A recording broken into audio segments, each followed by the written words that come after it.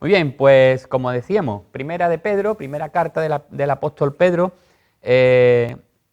No voy a entrar en mucho de lo que sería el contexto y todo lo que tiene que ver con el tema, el autor, la fecha, las distintas cuestiones que se estudian, porque no es el momento y no vamos a invertir tiempo en eso, pero sí que solamente un poquito de contexto general, histórico, para que sepáis dónde se encuadra ahí el pensamiento del apóstol Pedro también y del Señor a través de él al escribir esta carta. Cuenta la historia que en el año 64 después de Cristo, en la ciudad de Roma, pues ese verano un incendio destruyó gran parte de ella. Muchos de los habitantes creían que el mismo emperador Nerón era el responsable de este siniestro. Sin embargo, para evitar el odio del pueblo, Nerón, el soberano, culpó de la tragedia a este pequeño grupo, pero creciente, de los llamados cristianos, dando así inicio a una época de tremenda persecución contra ellos a lo largo de todo el Imperio Romano. Hasta entonces, el cristianismo se había considerado como una secta procedente del judaísmo, era una religión que las autoridades toleraban, se les permitía reunirse, se les permitía expresarse. No obstante, a partir de este momento, en esta época, el movimiento tomó su identidad singular y fue terminantemente prohibido. De repente, los creyentes comenzaron a ser considerados como criminales y olas de represión y de persecución por causa de su fe. En estas circunstancias de presión, de persecución, de opresión, el apóstol Pedro sintió la necesidad de escribir esta carta. Los destinatarios, posiblemente judíos que se habían convertido al cristianismo y también gentiles o gente de otras nacionalidades, pues se hallaban muy lejos de Roma, eran habitantes de la provincia romana llamada Asia Menor, lo que hoy día sería Turquía. Allí estaban estos. Probablemente todavía en ese sitio no se habían intensificado la persecución de una manera grave, pero sí eran objeto de hostilidad, eran objeto de burlas por parte de los conciudadanos de ellos. Entonces el escritor, Pedro, les advierte que tendrían que soportar sufrimiento, que tendrían que soportar dificultades mayores en el futuro. De hecho, pocos años después, tanto Pablo, el apóstol Pablo, como el apóstol Pedro, fueron ejecutados en la misma ciudad imperial a consecuencia de las persecuciones de Nerón. Es Pedro el mismo que escribe, tal cual se presenta en la carta. Él empieza: Pedro, apóstol de Jesucristo. No hay duda en cuanto a su autoría, tanto la tradición cristiana del primer siglo, los padres de la Iglesia, como las evidencias del contenido, dan fe y respaldan que el mismo Pedro fue quien escribió esta carta. Pedro se dirige a estos creyentes que estaban bajo presión por parte de la sociedad en que vivían. Además sabía que la situación, como digo, iba a empeorar y tenía que enseñarle cómo ellos tendrían que conducirse en medio de estos momentos difíciles, en medio de esta situación de dificultad. Claro, cuando uno vive en un mundo hostil, corre el riesgo de intentar sobrevivir, pues actuando y hablando de manera que se evite el peligro. Es un desafío grande honrar a Dios en medio de las circunstancias adversas. Y Pedro le está animando a hacer esto en toda la carta. Pero junto con estas, digamos, exhortaciones, va el propósito de animarles también, de que ellos puedan fortalecer su fe en medio de este peligro, de esta situación. En la actualidad nosotros también somos testigos de intenso sufrimiento que se produce en las vidas de personas, en las vidas de muchas familias. La violencia de los conflictos armados, el terrorismo, la delincuencia y la opresión matan y aplastan en muchos casos a los seres humanos. Por otro lado, los terremotos, erupciones volcánicas, tempestades, inundaciones, todas estas cosas causan daños materiales y personales incalculables muchas veces. La enfermedad provoca debilidad, dolencia, luto, y todos padecemos por diversos motivos, ya sea por sueños que no llegamos a realizar, fracasos que no pueden olvidarse o incluso relaciones rotas. La vida humana es dura y es dolorosa en muchas ocasiones, a tal punto que muchos niegan de la existencia de Dios.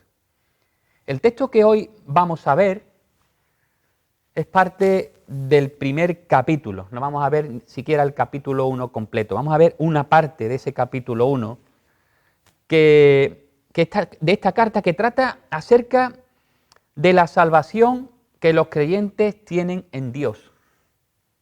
Vamos a ver, este trozo trata acerca de la salvación que el creyente tiene en Dios y cómo reflexionar y pensar en esta salvación tan completa y tan perfecta puede ayudarnos a vivir en estos momentos de situaciones difíciles y a vivir siguiendo el ejemplo de Jesucristo, nuestro Maestro. El título del mensaje es Una salvación tan grande. Y la pregunta que vamos a responder en este tiempo que estamos juntos sería, o es esta: ¿cómo puede nuestra salvación proveer seguridad y gozo en medio de las pruebas? Repito, ¿cómo puede nuestra salvación en Cristo proveer seguridad y gozo en medio de las pruebas? Primera de Pedro, capítulo 1, versículo 1 al 12.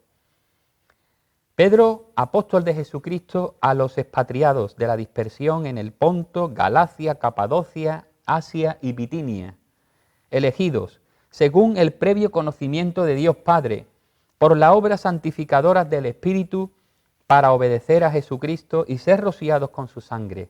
Que la gracia y la paz os sean multiplicadas. Bendito sea el Dios y Padre de nuestro Señor Jesucristo, quien según su gran misericordia nos ha hecho nacer de nuevo a una esperanza viva mediante la resurrección de Jesucristo de entre los muertos, para obtener una herencia incorruptible, inmaculada y que no se marchitará, reservada en los cielos para vosotros, que sois protegidos por el poder de Dios mediante la fe, para la salvación que está preparada para ser revelada en el último tiempo, en lo cual os regocijáis grandemente, aunque ahora, por un poco de tiempo, si es necesario, seáis afligidos en diversas pruebas, para que la prueba de vuestra fe, más preciosa que el oro que perece, aunque probado por fuego, sea hallada que resulta en alabanza, gloria y honor en la revelación de Jesucristo, a quien sin haberle visto le amáis,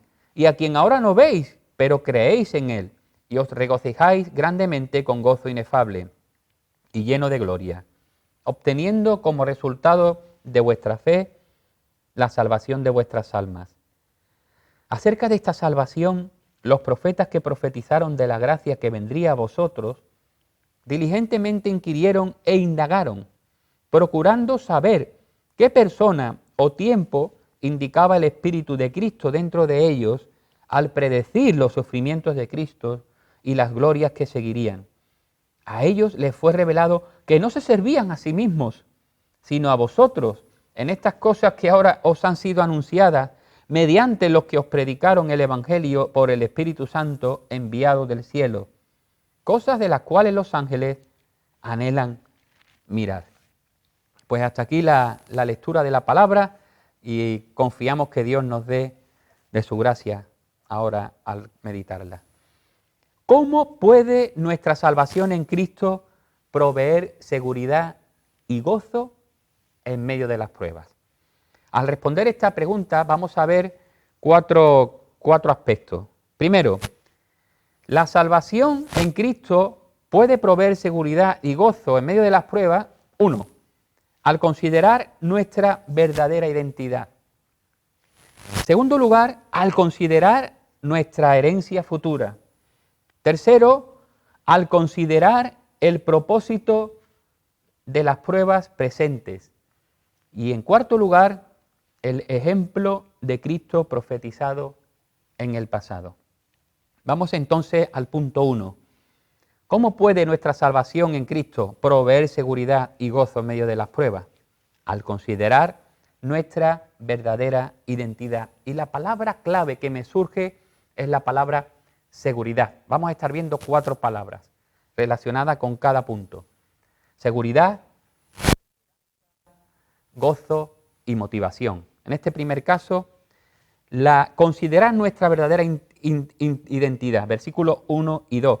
¿Sabéis? Una de las cosas que produce más inseguridad a los extranjeros que viven fuera de su país de origen es el no tener el sentido de pertenencia. Es decir, no sentirse aceptados y acogidos en el lugar donde ellos están ahora viviendo.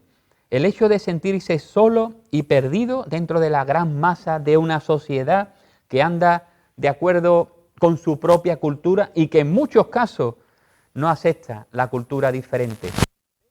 Está escribiendo la carta y los destinatarios son los expatriados de la dispersión.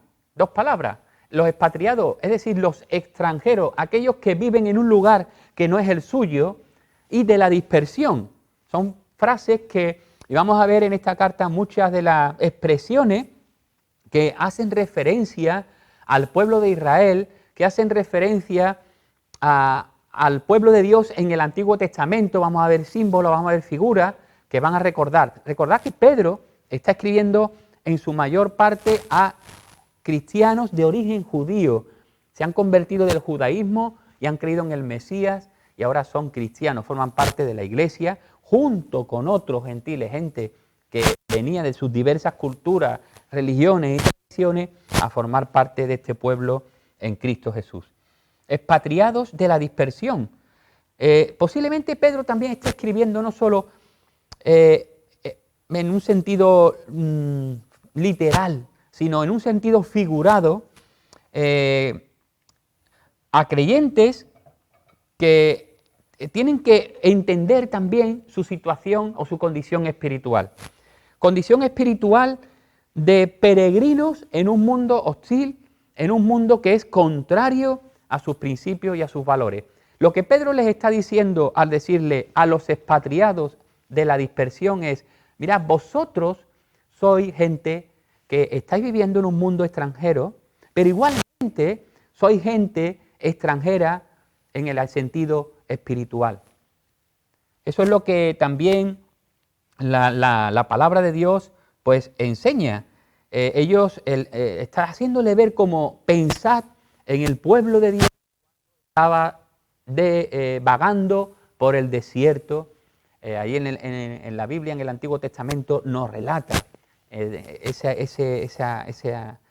peregrinaje en medio del desierto. La Escritura también lo dice en Hebreos capítulo 11, versículo 8 al 16. Ahí habla de Abraham, por ejemplo, entre otros, ¿no? Y habla de cómo por la fe habitó como extranjero en la tierra de la promesa, como en tierra extraña, viviendo en tiendas como Isaac y Jacob, coherederos de la misma promesa, porque esperaba la ciudad que tiene cimientos, cuyo arquitecto y constructor es Dios. Dice el verso 13 que todos murieron sin haber recibido las promesas, pero habiéndola visto y aceptado con gusto desde lejos y confesando que eran extranjeros y peregrinos sobre la tierra. Porque los que dicen tales cosas claramente dan a entender que buscan una patria mejor o una patria propia. Si en verdad hubieran estado pensando en aquella patria de donde salieron, habrían tenido oportunidad de volver, pero en realidad anhelan una patria mejor, es decir, celestial, por lo cual Dios no se avergüenza de ser llamado Dios de ellos, pues le ha preparado una ciudad. Esta es la idea, este es el concepto. Está diciendo, mirad, vosotros sois ciudadanos extranjeros en este mundo, pero ¿sabéis una cosa? No debéis de sentiros inquietos. En medio de esta situación, en medio de esta dificultad de vivir fuera de su lugar y además sentirse rechazados por la gente que os rodea, porque no piensa como vosotros, tenéis que saber una cosa. Lo que os va a dar consuelo, y el primer punto que estamos viendo, que puede proveer gozo y seguridad en medio de las pruebas, es que ellos sepan quiénes son. Y ahí Pedro introduce esta expresión, elegidos. Elegidos según el previo conocimiento de Dios Padre. ¡Qué bueno! Aunque la gente no les conozca, aunque ellos puedan sentirse extraños en medio de esta sociedad, aunque puedan sentirse solos, inseguros, con miedo, con temor y con opresión, tienen que entender que para Dios no son extraños, que para Dios no son gente desconocida, son muy conocidos, forman parte del plan de Dios, del plan que Dios preparó desde antes de la fundación del mundo. A mí me habla esto de mucha seguridad. La salvación de la que estamos tratando no es una reacción de Dios ante la desobediencia del primer hombre Adán, sino que forma parte de un plan que está diseñado en la mente, por decirlo de alguna manera, de Dios desde antes de la fundación del mundo. Eso es lo que Pablo el apóstol también escribe cuando en su carta en Efesios capítulo 1 y versículo 4 habla de que le dice a los creyentes, le dice a la iglesia que han sido escogidos en Cristo antes de la fundación del mundo. Al igual que Dios escogió a un hombre llamado Abraham, del cual iba a formar una nación. Y en el Génesis capítulo 12 dice que el propósito de la elección, para ser de bendición a todas las naciones de la tierra. Y qué curioso, cómo va desarrollándose la historia, y el apóstol Pablo, en el Nuevo Testamento, escribiendo a los Gálatas, dice que la simiente de Abraham, no habla de la simiente, es Cristo. Dios tiene un plan de redención, Dios tiene un plan de salvación pensado antes de la fundación del mundo. Escoge a Abraham para formar un pueblo, Israel, de donde vendría Cristo, el escogido por excelencia, aquel a quien apuntan todas las profecías y toda la palabra de Dios se concentra en él, en Cristo. Todos aquellos que creen en Cristo vienen a formar parte de esa iglesia, del Israel espiritual. Ya podemos ser extranjeros, podemos ser de muchas nacionalidades, hablando de este mundo, pero todos los que creen en Cristo vienen a formar parte del pueblo de Dios, de ese pueblo de escogidos, de ese pueblo que tiene una relación especial con Dios en virtud a la persona de Jesucristo, de su unión con Cristo, con Él. Así que esto les tiene que dar mucha tranquilidad, mucha seguridad, saber que forman parte y tienen una relación especial con Dios. Y eso lo ha hecho por la obra del Espíritu Santo. Dice que por la obra santificadora del Espíritu Santo es el agente divino que hace posible que la persona pueda llegar a Cristo. No hay posibilidad de creer en Jesús sin la obra del Espíritu Santo. El ser humano, dice la Escritura, que tiene una naturaleza caída. No le impide esa condición pensar, no le impide elegir, pero no tiene la fuerza para poder llevar a cabo sus decisiones. Por eso necesita de los recursos de la gracia. Y el Espíritu Santo tiene la función en este mundo, dice el Evangelio de Juan, de convencer de pecado, de justicia y de juicio a los seres humanos. Tiene la misión de hacerles ver que están perdidos delante de Dios. Tiene la misión de convencerles, de dejarlos sin argumento para que puedan reconocer su necesidad. Cuando el ser humano reconoce su necesidad y se ve así delante de Dios y pide ayuda, el Espíritu Santo actúa y regenera y lleva para obedecer, como dice esta segunda parte, a Jesucristo y ser rociado con su sangre. Y esta palabra rociados es muy interesante porque igualmente hace alusión a los ritos, a la purificación del pueblo de Israel, que tiene que ver con la limpieza, con la santificación, con la separación y el perdón de los pecados. Así que considerar nuestra identidad tiene que producirnos gozo y paz, seguridad. Segundo punto, ¿cómo puede la salvación también proveer a nosotros gozo y seguridad? Pues segunda cosa, al considerar nuestra herencia, una herencia futura. Y aquí la palabra es esperanza. Y cuando la Biblia habla de esperanza no es espero que suceda, sino que es algo que estamos esperando porque es cierto y va a suceder. Dice el versículo 3, bendito sea el Dios y Padre de nuestro Señor Jesucristo, quien según su gran misericordia nos ha hecho nacer de nuevo a una esperanza viva mediante la resurrección de Jesucristo de entre los muertos. Según su grande misericordia, no puede ser de otra manera. La palabra misericordia tiene que ver con que Dios tuvo compasión de nuestra miseria y lo hizo motivado por el amor. Según su grande misericordia nos ha hecho nacer de nuevo. Eso es un cambio impresionante. Eso es un cambio que solamente Dios puede producir. Un cambio decisivo desde un estado de muerte y maldición a otro de vida y bendición, debido solo a la obra de Cristo a nuestro favor. Es la misma expresión que se usa en el Evangelio de Juan. El que no naciere de nuevo no puede ver el reino de Dios. Es necesario nacer de nuevo. Y además, ese nuevo nacimiento nos da la posibilidad de participar de una nueva naturaleza real con Cristo Jesús. Y eso ha sido posible mediante la resurrección de Jesucristo de entre los muertos. De esta resurrección brota todo lo que tiene que ver con la vida eterna para el creyente. Si Cristo no resucitó, dice el apóstol Pablo, vana es nuestra fe. La resurrección es la base y el cimiento de nuestra fe. Cristo vino y murió, resucitó y con ello demuestra ser Dios y que todo lo que ha dicho se va a cumplir. Y ahora sigue el texto diciendo, bueno, Él nos ha hecho por su misericordia nacer de nuevo a una esperanza viva. Aquí tenemos un propósito, para obtener una herencia que es incorruptible, inmaculada y que no se marchitará, reservada en los cielos para vosotros. Una herencia. Esta palabra, las herencias suelen dar muchos problemas en nuestro mundo. Suelen ser motivos de discusiones, de peleas muchas veces entre familias, ¿no? Por el tema de los bienes materiales. En este caso, la palabra herencia, nuevamente en el Antiguo Testamento, describía aquella parte de la tierra prometida que fue asignada por suerte a cada una de las familias israelitas.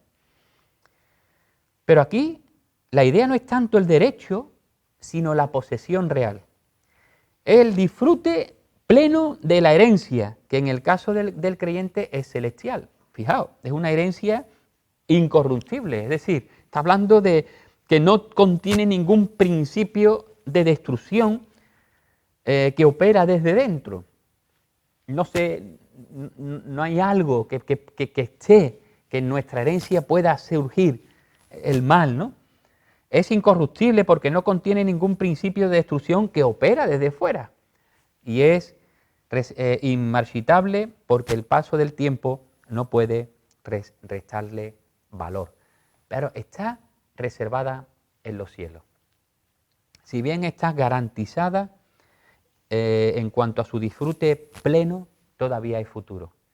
Anhelamos muchas veces querer estar allí, querer ya disfrutar de nuestra herencia. Y de hecho, podemos hacerlo, porque dice el apóstol Pablo, también escribiendo a los Efesios, que el Espíritu Santo que tenemos en nuestro ser, cuando lo recibimos al creer en Cristo, son la zarra o es la garantía de que la promesa de Dios es fiel y es firme y ya es como si lo tuviéramos. Garantiza la totalidad de la bendición. Ahora, ¿vamos a llegar a esta herencia? Sí, fijaos, vosotros, está reservada en los cielos para vosotros, mirad, que sois guardados por el poder de Dios mediante la fe. No solo la herencia está garantizada y está reservada, sino que nosotros estamos protegidos para que podamos llegar también al fin, a nuestra herencia. Es interesante, la palabra que se usa aquí, literalmente, esta de guardados, significa lo que estáis, es un verbo que está en un participio, lo que está diciendo es que estáis siendo guardados. Es una operación continua, divina, para llevarnos por fin a este futuro glorioso que nos tiene destinado, que es la salvación. Así que eso nos tiene que dar consuelo, tiene que quitar de nosotros inseguridad, tiene que quitar de nosotros temores, saber que Dios ha prometido, ha hecho posible, nos ha dado una nueva naturaleza, nos ha hecho nuevas criaturas, nos ha dado una identidad en Cristo, nos ha hecho formar parte de su pueblo, nos ha dado una herencia y nos guarda para que podamos llegar a tener esa herencia. Alguien dijo en una ocasión, ¿quién puede quejarse de los problemas durante el viaje si el camino se dirige a casa? Claro, viajar por un país extranjero tiene sus peligros, tiene sus amenazas, produce nerviosismo, pero el cristiano está seguro en el poder del Padre Celestial. Está preparada, vamos a llegar porque estamos guardados por el poder de Dios, pero nuevamente está preparada para ser revelada al fin, en su debido tiempo, en el último tiempo, cuando Cristo se manifieste, entonces participaremos en su gloria. Y aún más, no solo de las cosas del cielo, de la gloria, de la herencia más bien, y el hecho precioso será Dios mismo manifestado en Cristo, poder estar con Él, poder verle cara a cara, poder disfrutar de su presencia, de una comunión perfecta y plena fuera del pecado. Va a ser algo glorioso. Así que esto también, dice Pedro, pensar en que sois un pueblo especial, que pensar en vuestra identidad os tiene que dar consuelo. Pensar que tenéis una seguridad, pensar que tenéis una herencia, esta esperanza, también os tiene que dar consuelo. Tercera cosa, considerar que el propósito de las pruebas presentes, y aquí la palabra clave es gozo. Sí, porque pensamos en el futuro, pero ¿y ahora? ¿Qué ocurre ahora? Está bonito pensar en el futuro, en la herencia, todo esto que estás diciendo, que dice la palabra. Está muy bien, pero ¿y ahora? Pues también nos puede dar consuelo pensar que las pruebas tienen un propósito. Dice el versículo 6, al principio, dice, en lo cual os regocijáis grandemente. Claro, pensar en ese futuro y en esas cosas nos produce gozo. El gozo no surge en mirar las pruebas, el gozo surge en mirar la promesa de Dios que es firme, que es segura. Ahí está el gozo y ahí está la esperanza, ¿no?, que tenemos. Este gozo también surge del versículo 8, mira, dice, está relacionado también aquí con aquel, dice que sin haberle visto le amáis, y quien ahora no veis, pero creéis en Él, y os regocijáis grandemente con gozo inefable y lleno de gloria. En medio de las pruebas, en medio de las situaciones difíciles, saber mirar con perspectiva la herencia y saber mirar y gozarnos de la presencia de Dios. Esto es impresionante. Pero que además estas pruebas son temporales. Mirad lo que dice también. Ahora os regocijáis grandemente, aunque ahora, por un poco de tiempo, alguno podrá pensar, bueno, un poco de tiempo, llevo con esta enfermedad crónica casi toda la vida y eso es poco tiempo. Llevo con una situación de paro años y eso es poco tiempo. Llevo una situación sin poder ver a mi familia y esta prueba es poco tiempo, pues es poco tiempo en comparación con la dimensión de la eternidad de Dios. Ahí está la comparación. Tenemos que ver esta tierra, este mundo, estas pruebas, en la dimensión eterna, en la dimensión de Dios. Pablo también usa una expresión similar. Él dice, esta leve tribulación momentánea, allí escribiendo a los Corintios, que produce cada vez un excelente y eterno peso de gloria. Así que los escritores bíblicos, el Espíritu Santo nos está diciendo, aunque en nuestra mente y en nuestra emoción no lo podamos entender al 100%, que esto que estamos pasando, que estas pruebas, que estas dificultades, en realidad no son comparables con lo que nos queda por venir. Es poco tiempo en realidad. Además, no son pruebas caprichosas. Dice también ahí, si es necesario, se haya afligido con diversas pruebas. Me llamó la atención, si es necesario. Cada prueba que viene a nuestra vida está controlada por Dios y tiene un propósito determinado por Él. Estaba pensando en un pastel. Ahora muchos nos hemos hecho cocineros y reposteros. Estamos lanzándonos al ruedo y haciendo nuestros pinitos dentro de la cocina, ¿no? Algunas veces nos comemos las cosas por no tirarlas ya, pero bueno. Pero pensaba en un pastel. Y los ingredientes, pensemos que nuestra madre, nuestra esposa, va a hacer un pastel y que utiliza en su elaboración varios ingredientes. Y pensad que estos ingredientes, por separado, pues tienen un sabor malo. Por ejemplo, la harina, el polvo de hornear o la levadura. Si tú pruebas estas cosas así por separado, pueden ser desagradables. Pero hay otros elementos, otros ingredientes que sí son apetitosos, como puede ser el azúcar o la fruta que le vayan a poner a este pastel. De la misma manera, son las experiencias que Dios diseña para sus hijos. Algunas son agradables, otras son amargas, pero todas contribuyen para hacer un pastel, entre comillas, bello y sabroso cuando sale del horno. ¿Sabéis? El lenguaje de Pedro, al escribirle a estos cristianos que están pasando por dificultad, demuestra que él sentía, junto con los destinatarios, el dolor de las pruebas. Que estaba consciente de cuán pesadas eran y podían ser sus cargas, que podía causar trastornos no solo físicos, sino también emocionales, materiales, mentales, de todo tipo. El autor conocía lo penoso y lo deprimente que pueden ser los problemas que enfrentamos. No está escribiendo desde una posición de decir, bueno, yo lo sé todo, bueno, yo soy el más espiritual y hablo así como, tenéis que tener fe, tenéis que vivir con Cristo en medio de las pruebas. Él había pasado por situaciones difíciles, todavía podía recordar el miedo y la vergüenza que sintió la noche en que negó a su Señor. Hemos escuchado de Pedro, en boca de Antonio, ¿no?, de la Escritura. ¿Quién era Pedro? Y cómo él era de espontáneo. Y cuántas veces su impulso le traicionaba. Y cómo pudo sentirse en esa noche en que negó al Señor. Y los azotes y amenazas que sufrió por parte del concilio.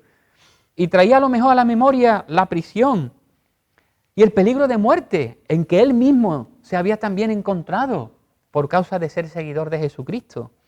Sí, Pedro había experimentado en carne propia lo que es sufrir por Jesucristo. Pero, ¿sabéis? Había aprendido a ver todo desde el punto de vista divino de la eternidad. Por experiencia propia. Ahora Pedro podía expresar lo que él había vivido y experimentado. El objetivo es que nuestra fe sea aprobada y al final resulte en, como dice el texto, alabanza, gloria, honor en la revelación de Jesucristo, obteniendo el resultado de vuestra fe. O sea, tiene un final también esto de las pruebas. Llegar a la meta. Existe una estrecha relación entre los sufrimientos del creyente en este poco tiempo y la manifestación futura de Jesucristo. La tristeza mira hacia atrás, dijo alguien. La preocupación mira alrededor. La fe mira hacia arriba. Y según la fidelidad que mostremos durante el tiempo de la prueba, durante el tiempo del fuego, como el oro que se está quemando ahí en el crisol, se está purificando, así será el galardón cuando Cristo regrese. Y no tengo tiempo para pararme en los pasajes, pero Cristo va a venir y su galardón con Él y su recompensa con Él, y va a bendecir y va a recompensar a aquellos que hayan sido fieles, aquellos que hayan sido capaces de vivir en el mundo sufriendo de la manera en que Cristo pide, de la manera en que Cristo mismo ha hecho. Esto nos lleva al último punto. Considerar o la salvación puede proveer paz, gozo, seguridad, al considerar el último punto, el ejemplo de Cristo profetizado en el pasado. Dice el pasaje que estamos considerando, el versículo 10, acerca de esta salvación, los profetas que profetizaron de la gracia que vendría a vosotros, me encanta esa expresión, la gracia que vendría a vosotros. La gracia, el apóstol Juan lo expresa en su evangelio de una manera que podemos leer en Juan 1, 14 al 17, muy bonita. Juan 1, 14 al 17, dice allí, el verbo, Jesús, Dios se hace carne. El verbo, la segunda persona de la Trinidad, se hizo carne y habitó entre nosotros y vimos su gloria, gloria como del unigénito del Padre, lleno de gracia y de verdad. Juan dio testimonio de él y clamó diciendo, este era el que yo decía, el que viene después de mí es antes de mí porque era primero que yo. Mirad esto, pues de su plenitud todos hemos recibido gracia sobre gracia. Porque la ley fue dada por medio de Moisés. La gracia y la verdad fueron hechas realidad por medio de Jesucristo. La gracia que vendría a vosotros nunca pudo mejor expresarse que viniendo en la persona de Jesucristo, que es la gracia por excelencia. En Cristo hay salvación para todos los que en Él creen. La gracia de Dios se sigue manifestando. Ahora, esa gracia, esa bendición que venía con Cristo, traía implicada sufrimiento. Lo hemos leído. Antonio ha hecho referencia a cómo Jesús de manera clara hablaba a sus discípulos acerca de que era necesario que Él iba a sufrir de los principales y sacerdotes, iba a ser muerto y iba a resucitar al tercer día. Dice aquí que ellos investigaron, inquirieron, diligentemente indagaron estos profetas que profetizaron, procurando saber qué persona o tiempo indicaba el Espíritu de Cristo dentro de ellos, porque ellos veían de un Mesías que vendría, que sería príncipe, que sería rey, que sería glorioso. Veían también de un Mesías que venía a sufrir y no sabían, algunos pensaban que se trataba de dos personas o incluso estaban dudando, bueno, ¿en cuál va a ser? ¿Y qué persona es? ¿Y en qué tiempo va a pasar esto? No podían ver a un Cristo que fuese glorioso y que fuese sufriente a la misma vez. Ellos, dice aquí, que el Espíritu, procurando saber qué persona o tiempo indicaba el Espíritu de Cristo dentro de ellos, al predecir los sufrimientos de Cristo y las glorias que seguirían. Así que desde el principio la Biblia ya en Génesis capítulo 3 y versículo 15 está hablando que Cristo va a vencer, pero no sin sufrimiento. Y a lo largo de toda la Escritura se apunta a este Mesías sufriente. Basta leer capítulos como el capítulo 53 del profeta Isaías, que relatan de manera clara los sufrimientos de Cristo, y otros muchos de los escritos a lo largo de toda la Biblia. O cuando Jesús mismo habla en el camino de Emaús, en Lucas 24, les dice, no, era necesario que el Hijo de Dios, que el Cristo padeciese todas estas cosas y resucitase. Era clarísimo que el sufrimiento estaba presente en la gracia que vendría. Y este evangelio ha sido predicado a nosotros también. Los cristianos experimentamos primero el sufrimiento y después disfrutaremos la gloria. Hebreos capítulo 12:2 dice que puesto los ojos en Jesús, el cual con la mirada puesta en el galardón, en el más allá, sufrió. Cristo sufrió el oprobio. Ahí tenemos que imitar al Maestro. La cruz viene antes de la corona. La tierra viene antes del cielo. El sacrificio antes del triunfo. Y la guerra viene antes de la victoria. Cuando Dios permite las penas, hemos de confiar, hemos de esperar en Él, porque al fin traerá la victoria y la tranquilidad. Ese mensaje es el que ha llegado a nosotros. Predicamos que Cristo murió y resucitó al tercer día para el perdón de nuestros pecados. No podemos esperar solo la gloria. Yo sé que a veces es difícil, que a veces desesperamos. No podemos soltarnos de la mano de la esperanza cierta. Tenemos que caminar en medio de las dificultades agarrados a esta certeza. Mi motivación se encuentra en ver que mi Maestro soportó el oprobio por amor a nosotros.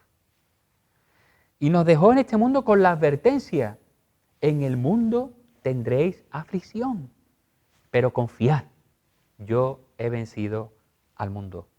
Pedro nos va a decir en su carta más adelante, en el capítulo 2 y versículo 21, estas palabras: porque para este propósito habéis sido llamados, pues también Cristo sufrió por vosotros, dejándoos ejemplo para que sigáis sus pisadas.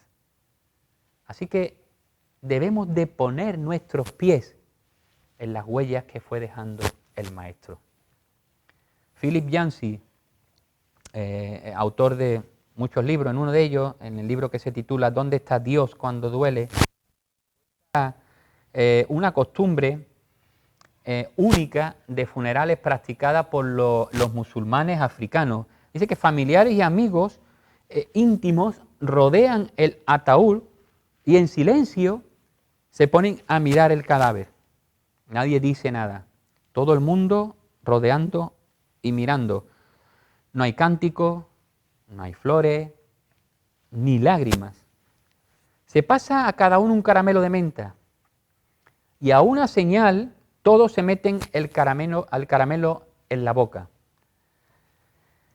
Al consumirse el caramelo, se recuerda a cada participante que la vida de esa persona ha terminado. Ellos creen que la vida simplemente se disuelva, que no hay vida eterna, que no hay esperanza. Y muchas personas en esta vida pasarán por este mundo con esta creencia, pensando que todo se acaba en esta tierra. Nosotros, los creyentes, los que creemos lo que dice Dios, los que lo atesoramos en nuestro corazón, debemos de expresarlo en nuestra vida. El creyente sabe que la vida en este mundo es temporal, que nos traerá muchas cosas buenas, pero también habrá que pasar por situaciones difíciles. El reto para nosotros es vivir conforme a la vocación de nuestra fe.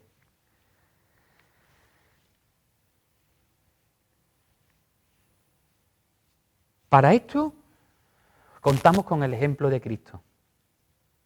Contamos con la ayuda del Espíritu Santo, con los recursos de la gracia de Dios a nuestra disposición y el gozo que produce tener una salvación tan grande por la pura gracia de Dios hasta que podamos disfrutar de primera mano de estar con Cristo por la eternidad. Que Dios nos ayude y nos ayude que estos pensamientos nos puedan ayudar, sean de estímulo y sean de ánimo. Pensar que esta salvación que no merecíamos y que tenemos en Cristo nos ayuda y nos da gozo y nos da esperanza y nos da consuelo cuando recordamos nuestra identidad en Cristo, cuando recordamos nuestra herencia, cuando recordamos el propósito que tienen las pruebas y cuando recordamos el ejemplo de Cristo. Pues que Dios nos ayude y nos bendiga y sea un tiempo productivo dentro de la dificultad y podamos dar la gloria a Dios y ser de testimonio al mundo que nos rodea. Amén. Bueno, muchísimas gracias por haber asistido, muchísimas gracias a todo el mundo por este domingo donde hemos alabado, donde hemos adorado a Dios por encima y a pesar de las circunstancias en las que Dios nos ponga.